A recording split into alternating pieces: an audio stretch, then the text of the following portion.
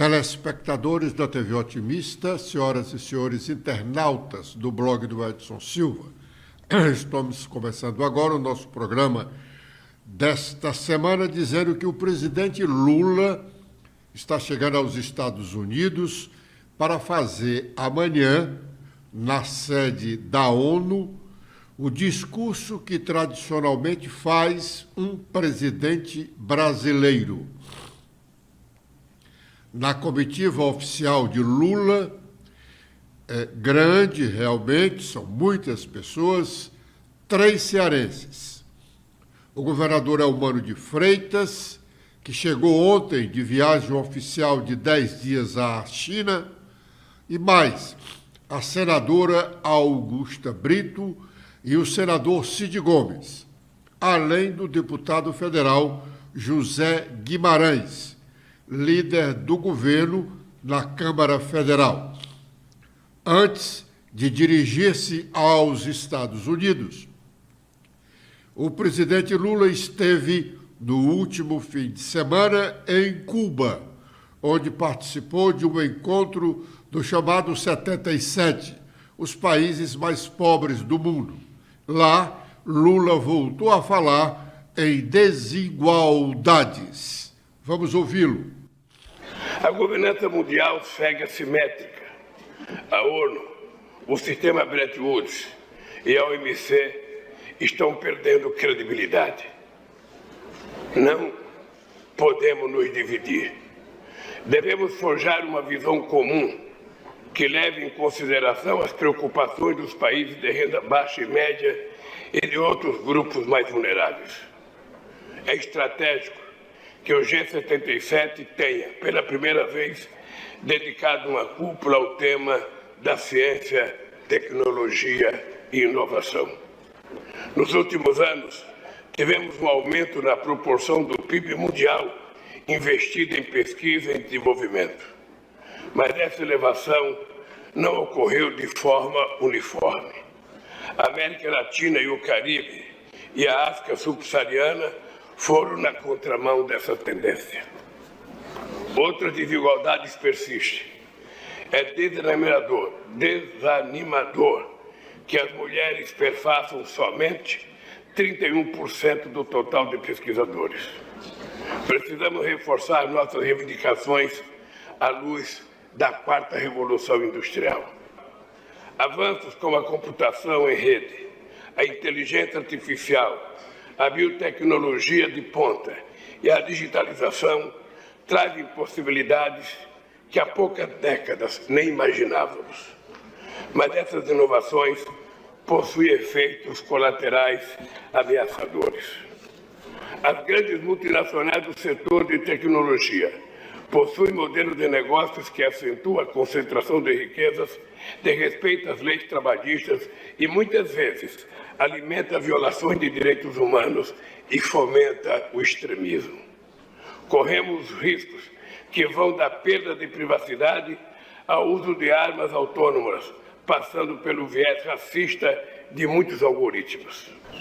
O projeto de diretrizes globais para a regulamentação de plataformas digitais da Unesco equilibra a liberdade de expressão e o acesso à informação com a necessidade de coibir a disseminação de conteúdos que contrariam a lei ou ameaçam a democracia e os direitos humanos.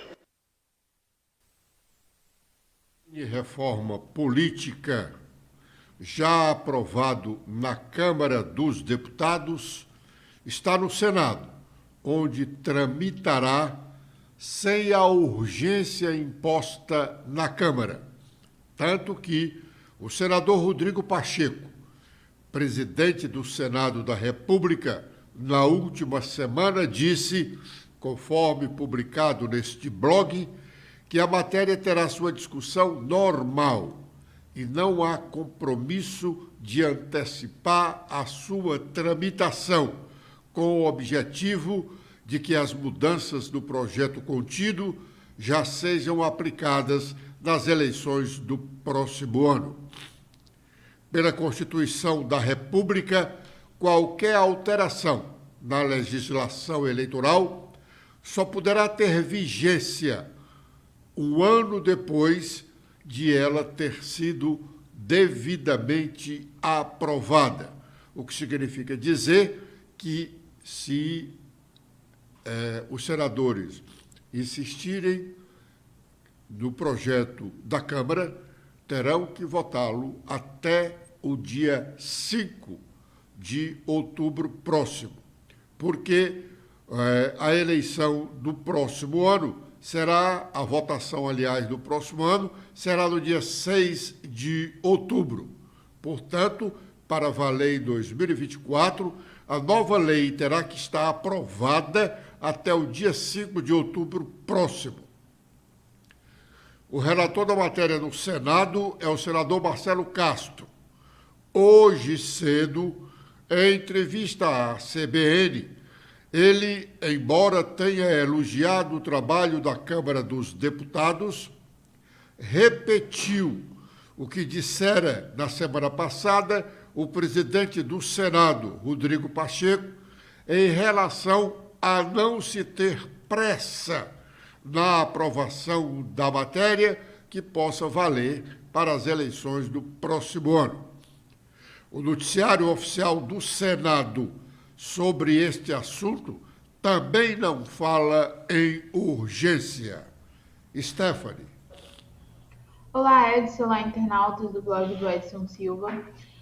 A mini-reforma eleitoral aprovada pela Câmara pode levar mais de 2 semanas para ser votada no Senado Federal. O presidente do Senado, Rodrigo Pacheco, afirmou que vai encaminhar o projeto para a Comissão de Constituição e Justiça, a CCJ, onde já tramita a proposta de reforma do Código Eleitoral. Não podemos produzir uma legislação na pressa, não haverá nenhum assodamento, afirmou Pacheco na última quinta-feira. Ele disse que caberá ao relator do novo código, o senador Marcelo Castro, do MDB, e aos demais integrantes da CCJ, decidir como vai tramitar a mini-reforma eleitoral.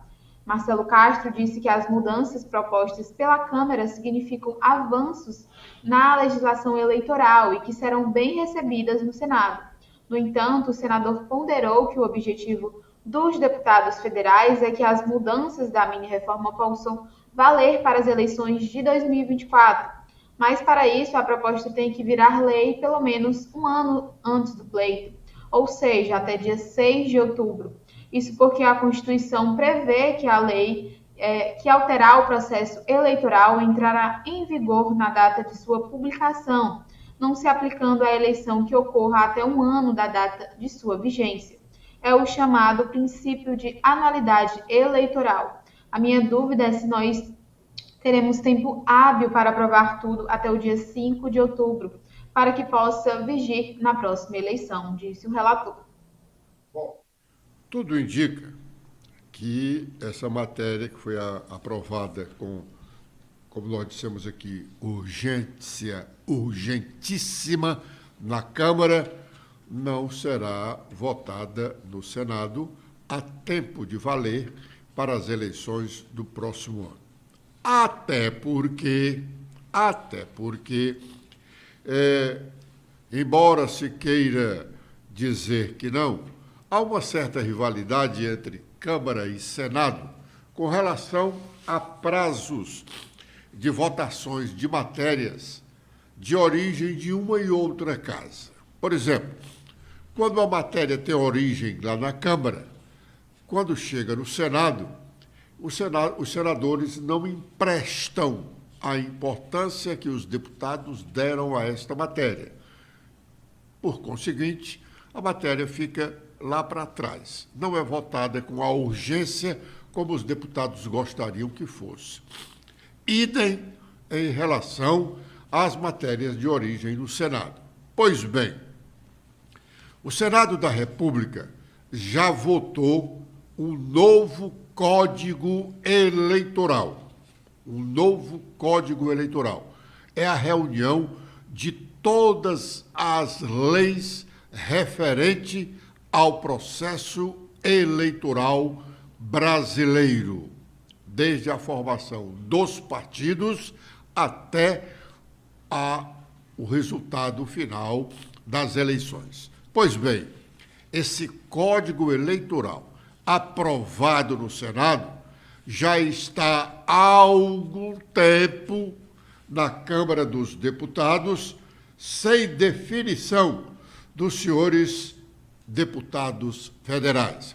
Daí porque tanto o presidente do Senado, Rodrigo Pacheco, como o relator dessa mini-reforma, o senador Marcelo Castro, que também foi o relator do novo Código Eleitoral, em suas explanações, referirem-se a esse Código Eleitoral. Vamos esperar para ver o que vai acontecer. Como hoje é 18 de setembro e a matéria terá que ser aprovada, essa mini-reforma, até o dia 5. Quando se fala no dia 6, é porque se ela for publicada realmente no dia 6, também terá validade, porque exatamente um ano antes do dia da votação. Agora é o momento de fazermos o nosso primeiro intervalo e já estaremos de volta com a sequência do nosso programa.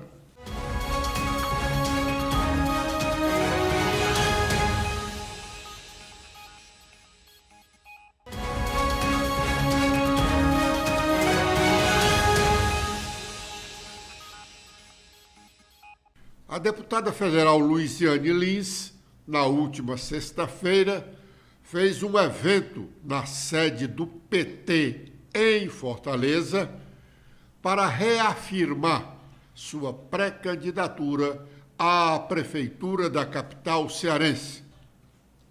Por que pré-candidatura? Exatamente pelo fato de só se ter candidatura oficial em julho do próximo ano, quando da realização das convenções partidárias para a escolha dos candidatos.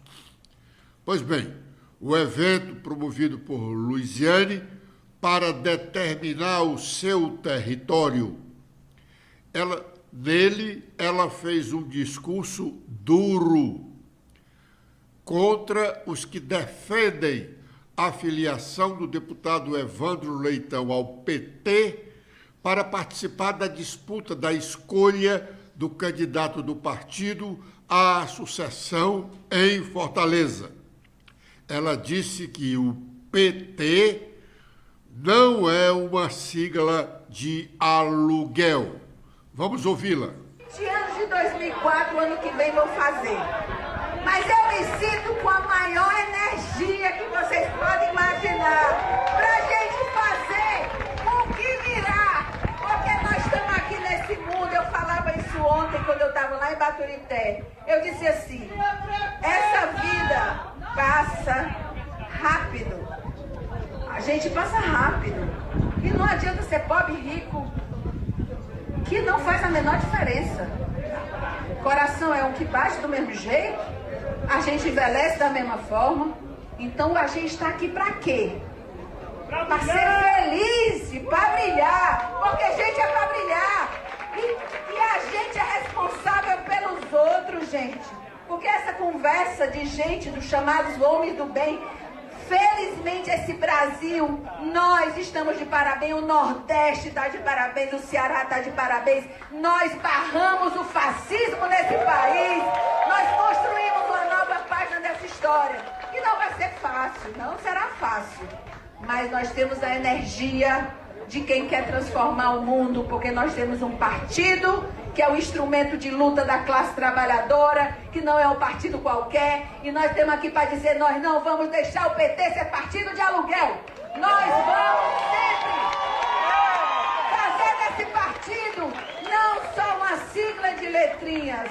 Esse partido é um instrumento da classe trabalhadora. E é com esse sentimento que nós vamos com essa pré-candidatura, com toda a força, com toda a garra, e com o sentimento de que a gente traz com a gente o que há de melhor, sem arriscar falar, porque eu estou vendo tanta gente aqui, eu estou vendo gente da cultura, eu estou vendo gente aqui da população LGBT que está na luta, essa Beth maravilhosa, vida, gente. Garota política linda, que é essa mulher maravilhosa, a Beth, que é do Conjunto Palmeiras, que eu conheço desde que eu comecei como vereador. Aliás, a PJMP ainda, Olate. Para não deixar de falar. Jornada da vida, gente. A gente entendia que as obras de saúde tinha que ter nossas massoterapeutas, nossas rezadeiras, os médicos, as enfermeiras, as pessoas de apoio, as assistentes sociais. Então, assim, podia falar de muita coisa, muita coisa. Por esse discurso aí, o senador Camilo Santana, ministro da Educação, para realmente confirmar a ideia de alguns de que ele é o líder, ele precisa ter força para demover a deputada federal de ser candidata. Ele, Camilo, não quer Luiziane candidata. E ela quer mostrar que vai derrotá-lo, como derrotou Lula lá na sua primeira candidatura. Lula queria a candidatura a prefeito de Inácio Arruda, mandou o pessoal dele votar em Inácio Arruda, mas quem ganhou a eleição foi a Luiziane Lins. Pois bem, o blog do Edson Silva publicou no sábado uma matéria sobre esse encontro promovido pela Luiziane no dia anterior. Em um dos comentários à matéria publicada, um leitor do blog e, sem dúvida, filiado ou admirador do PT, postou uma mensagem. Disse ele: agora o L é de Luiziane. Isso, sem dúvida, em referência ao L feito na campanha eleitoral do Lula, em que a letra foi o símbolo apresentado pelos eleitores do atual presidente. Luiziane, em várias oportunidades, já registramos aqui, não cederá o espaço de candidata a prefeita para ninguém. Ela não cederá. E ela sabe que o seu principal adversário do PT é o ex-governador e ministro da Educação, Camilo Santana. Luiziane tem o apoio do governador Elmano, da maioria do PT municipal em Fortaleza, e diz ser a candidata de Lula. Se ela sair candidata a prefeita, que eu acredito que sairá, ela terá que ser chamada de a líder principal do PT cearense.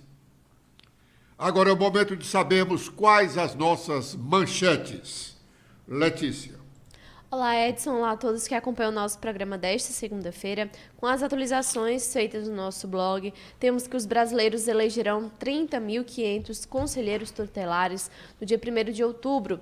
Neste ano de 2023, pela primeira vez, serão usadas as urnas eletrônicas em todo o território nacional.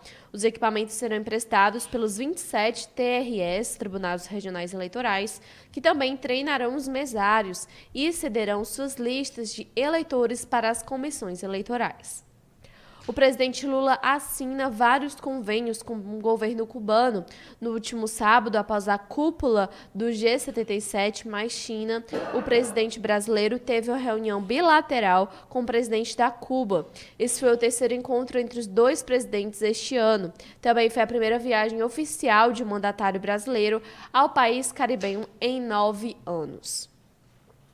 Deputados abandonam seus colegas após sugarem o que podem. Fizeram isso com Wellington Landim. Em resumo, deputados que sugaram tudo de Wellington Landim, enquanto presidente da Assembleia Legislativa do Ceará, poderia dar, deixaram-no para desfrutarem de outros favores. Nada há de diferente no momento em comparação com o atual presidente da ALES, Evandro Leitão. Agora, com os destaques nacionais, iniciando pelo Estadão, temos a principal manchete sobre gestão petista, que o governo Lula vai usar o BNDES para financiar mísseis, tanques, munição e navios de guerra. A ideia é criar um fundo para a defesa que emprestaria recursos às empresas ligadas às Forças Armadas e facilitaria exportações, como a do míssil Mansup. A proposta tem o apoio do Exército e também da Marinha. Com os destaques do Globo, o principal destaque é sobre um saldo comercial diferente dos superávites do passado. Até o final do ano, as exportações devem superar importações em 90 bilhões de dólares. Agora, com os destaques da Folha de São Paulo, temos que o presidente da Câmara Federal, Arthur Lira, disse que o governo tem que ter cuidado com excessos que estão aflorando na Polícia Federal. O presidente da Câmara disse que os progressistas, o Partido Progressistas, é parte da base de sustentação do governo na casa e que fez acordo com Lula pela Caixa Econômica Federal. E também pela decisão da Odebrecht pode beneficiar bolsonaristas, petista e líder do Centrão. Em dezenas de casos, provas ligadas ao grupo que já tenham sido excluídas. E Lula reserva valor recorde para publicidade oficial em um ano eleitoral. O presidente quer 647 milhões de reais em 2024 e o Planalto diz promover o governo e combater as fake news. Bom, agora é o momento de fazermos mais um intervalo e já estaremos de volta com a última parte do nosso programa.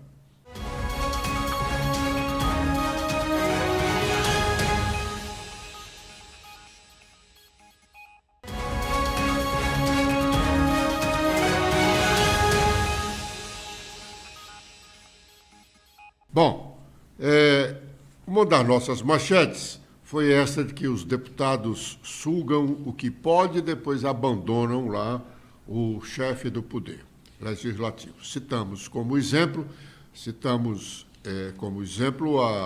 o caso do ex-presidente daquela casa, o Wellington Landim, que, na época, queria, 2002, ser candidato a governador do estado do Ceará, como realmente foi.